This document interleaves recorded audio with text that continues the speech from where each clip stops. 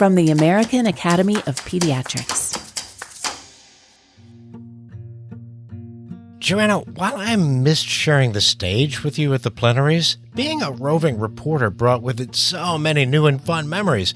I'm still wondering if I should have said the vaccine I wanted to be was a combination one, so I could protect against more diseases. It was so much fun. Not only did we get to talk to so many of our colleagues from around the world, but we got to play with puppies.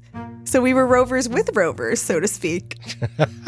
I have to agree. It was inspiring to go all over the convention, hearing the thoughts of the attendees and sharing in their excitement. But I'm not done being excited about this conference. I'm still working to integrate all we learned into everyday practice.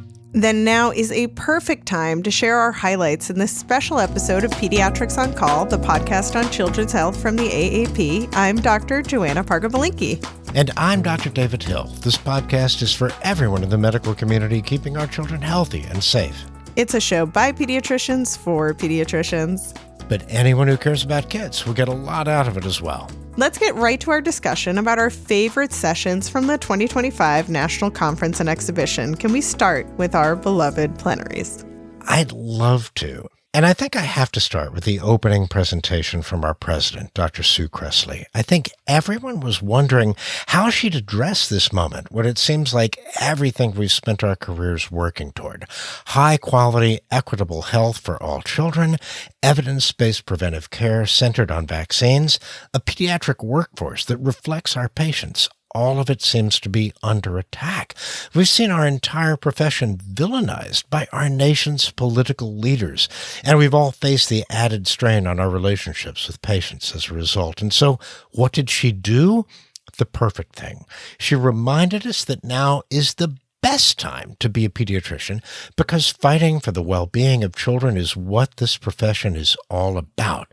She also reminded us that we are making some progress on our priorities despite all the dark news. And she said with disruption comes opportunity, and then highlighted 4 specific opportunities, starting with our social media efforts, which, Joanna, I know you're part of. There's also room to focus more on prevention and wellness, to reform and improve payment for our services.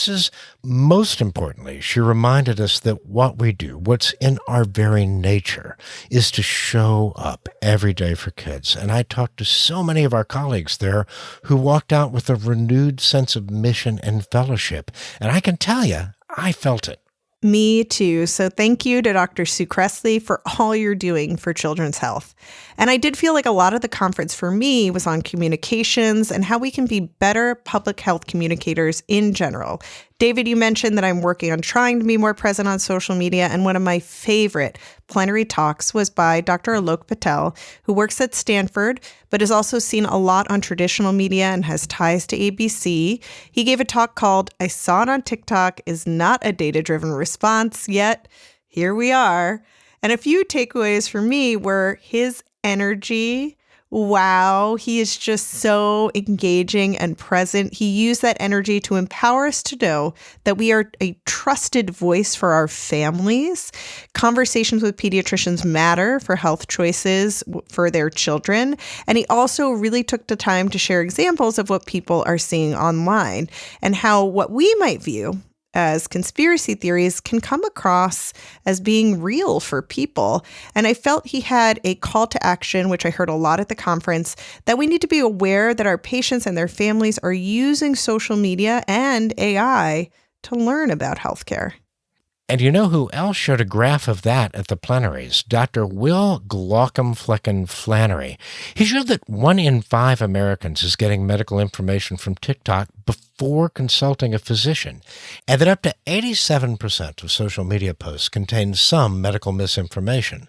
One thing I really appreciated was, as he's trying to encourage all of us to engage in social media, he gave us some ideas as well. One is to never punch down. Never, obviously, reveal protected health information, but also never make fun of a patient or patients as a whole. It's one of the reasons his humor works so well, is he's always sharing in the pain and not distributing the pain, you know? He certainly makes fun of every specialty, that you can think of in medicine, except maybe honestly pediatrics, although we come in for a little bit. But then his personal health struggles and his struggles to get the care that he needed caused him to really focus on the plight of patients in the healthcare system. And he does that by making fun of insurance companies and payers.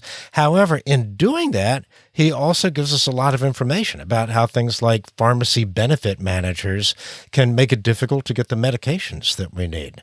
He also humanizes medicine and talks about how important it is for us to really connect. I think one of the things he talked about that I both laughed at and loved was he had a sudden cardiac arrest. He'd gone into ventricular tachycardia for no known reason, and his wife had to resuscitate him while on the phone with EMS. And so he ended up wearing a Holter monitor, and his apparently was a lot like a bra. So, well, he did try to, he tried to make the joke that he felt so good taking it off at night and tried to sympathize with women about their bras. But I imagine it was even more annoying than that.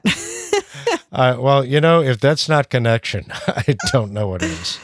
And, since we're talking about videos and media, I also wanted to highlight one last plenary that I loved. It was about the arts and the healing power of using the arts in patient care.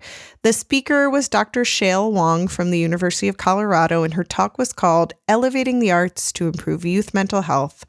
Along with just some great evidence in the talk for the use of the arts, she also invited 2 teenagers she worked with to come perform. And they went through an original poem or really a song backed by composed music by one of the teens.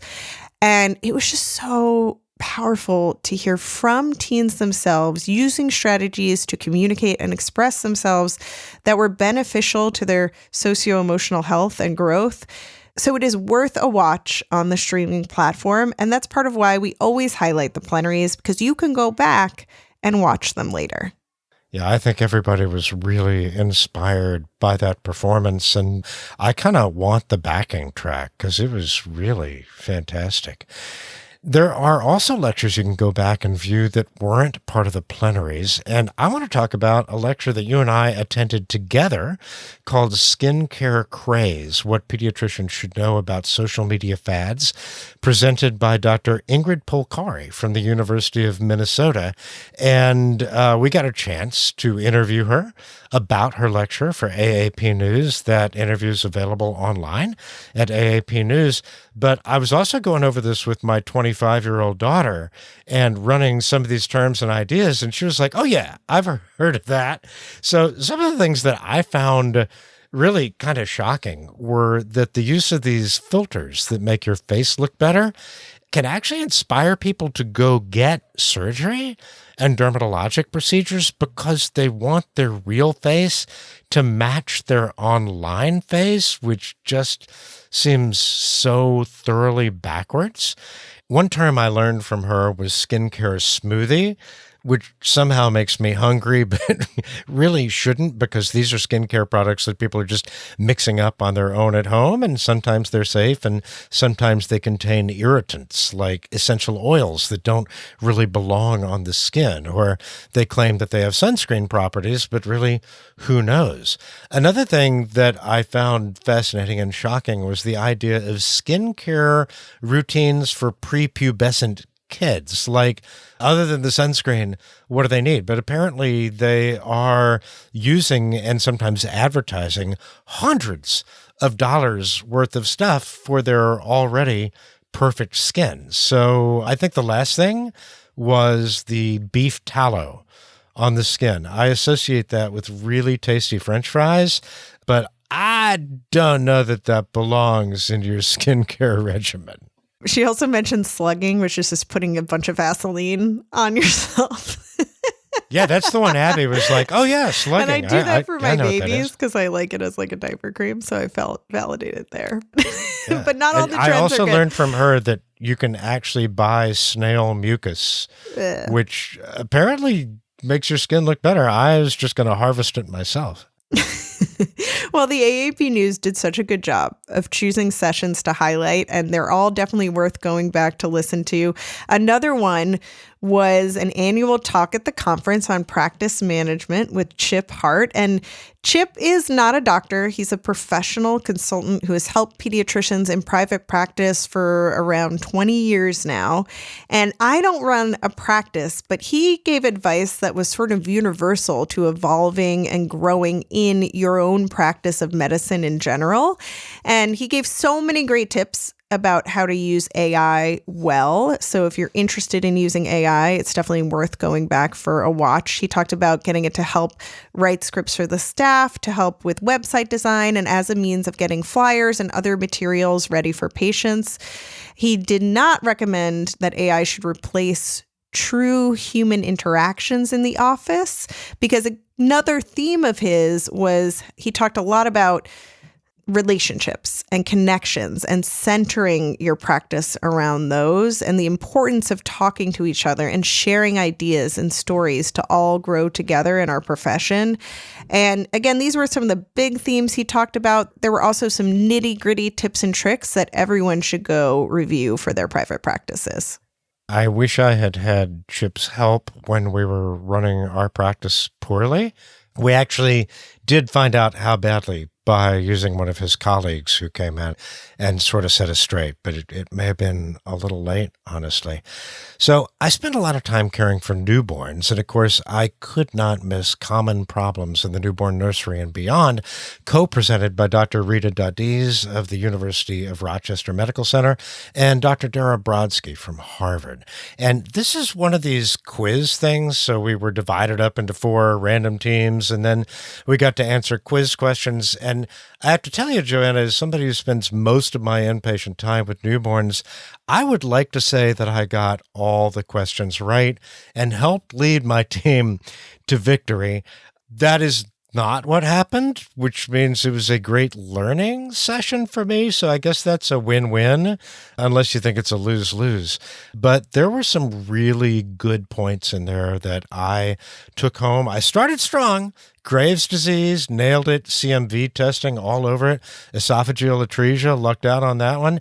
So then came the questions, which were learning questions for me. There was one on thyroglossal duct cysts, which I have to just confess, I was not aware that they can have malignant transformation. Maybe that's something I should have known, and well, now it's something I do. Thank you, presenters.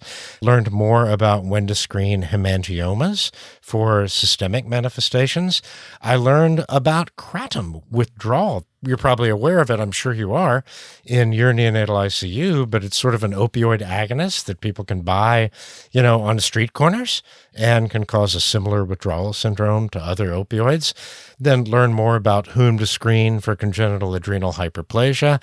And finally, a little more about congenital herpes simplex, which is, of course, one of those please never, ever miss it diagnoses. So I'll take any tip I can get. I do love a good newborn talk, and you'd probably expect that's all I went to. But I'm like you, David, where I like to learn. And as you know, I'm dealing with my son, Simon, having a potential peanut allergy. And I was trying to learn a little bit more about allergy testing and how he's going to maybe get a diagnosis of that.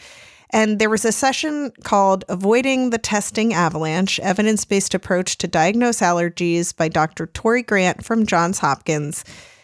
Here's the sad thing I learned, David. There is no one definitive test for allergies and for food allergies. The talk is great, though, because for each test, it goes over the good and the bad of the testing, but it really describes the tests as aids and not answers to allergies. So take the skin prick test, great, because it's inexpensive and you can get the results right away.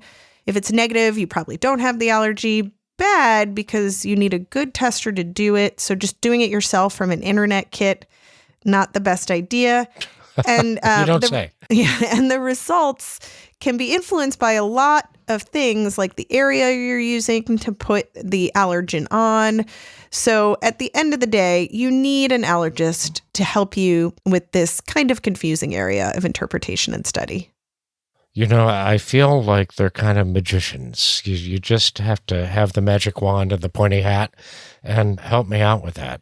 I think I agree with you. One of the things that I enjoy most about the NCE is a chance to learn something that may not really have much impact on my own day-to-day practice, just because I think it's cool and interesting. And that was the case for a talk called Breaking the Mold, addressing myths about testing and treatment for environmental mold exposures, from Dr. Maida Galvez at the Icahn School of Medicine at Mount Sinai. In outpatient practice in coastal North Carolina, where we have tons of humidity, black mold comes up all the time, and I was never sure what I could really say about it. So I did learn that there are these things called mycotoxins, which get blamed for all sorts of diffuse symptoms and that can lead patients down a rabbit hole of sort of dubious treatment and testing, kind of like a couple of other of these diffuse things that we can think of. But when we do encounter the mycotoxins, usually they're because we eat them, not because we inhale them. They're in things like cheese, and at the levels we usually encounter, they're generally pretty harmless. So to take a maxim from dermatology, when it comes to mold, if it's wet, just dry it. So that's what you do with black mold in the environment. That can cause allergies and asthma and lung problems, and it's ubiquitous around here. So you just have to replace the drywall or put in a dehumidifier or do something to get it out of the environment if it seems to be causing trouble. But it's probably not the thing that's making children weak or dizzy or numb or, emotionally distressed. It's probably not the mold. Ultimately, she offered a ton of information about resources for a variety, not just of mold, but all sorts of environmental exposures that they developed at the New York State Children's Environmental Health Centers. So I would encourage people to check that out if you have any sort of environmental exposure question, because chances are pretty good they have some materials that you'll find helpful. Oh, that's a great tip, David. Thank you. And I just want to address one last session that I think was, again, sort of a personal journey for me to go to it.